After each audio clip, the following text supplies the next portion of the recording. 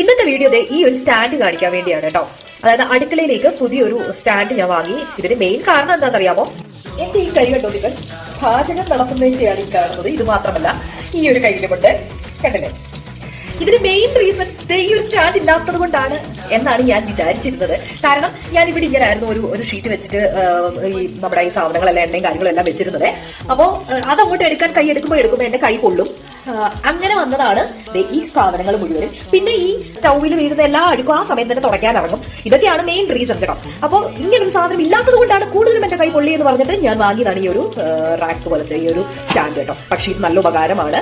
ഇതിന് താഴോട്ട് വെച്ചത് ഉള്ള സ്ഥലത്ത് വെക്കാനൊക്കെ പോയി കഴിഞ്ഞാൽ വീണ്ടും കൈ കൊള്ളും. അതുകൊണ്ട് അവിടേക്കൊന്നും വെച്ചില്ല, ഇവിടെ മാത്രമേ ഞാൻ വെച്ചിട്ടുള്ളൂ. പക്ഷേ നിങ്ങൾക്കൊക്കെ സാധനങ്ങളെല്ലാം വെക്കാം. മണ്ടയ്ക്ക് ഇങ്ങനെ നമ്മുടെ എണ്ണയും കാര്യങ്ങളും ഒക്കെ വെക്കാം. അത്യാവശ്യം വലിയ പെട്ടെന്ന് എടുക്കാത്ത സാധനങ്ങളൊക്കെ ഇതിന്റെ താഴെയും വെക്കാം കേട്ടോ. അങ്ങനെ അടിപൊളി ഒരു സാധനമാണ്. വലിയ റേറ്റ് ഒന്നും ആയിട്ടില്ല. ഞാൻ മീഷോയിൽ വാങ്ങിയാണ് 129 റുപ്പീസേ ആയിട്ടുള്ളായിരുന്നു. എന്തായാലും നല്ല സ്റ്റീലാണ്, നല്ല ബലമുള്ളതാണ്.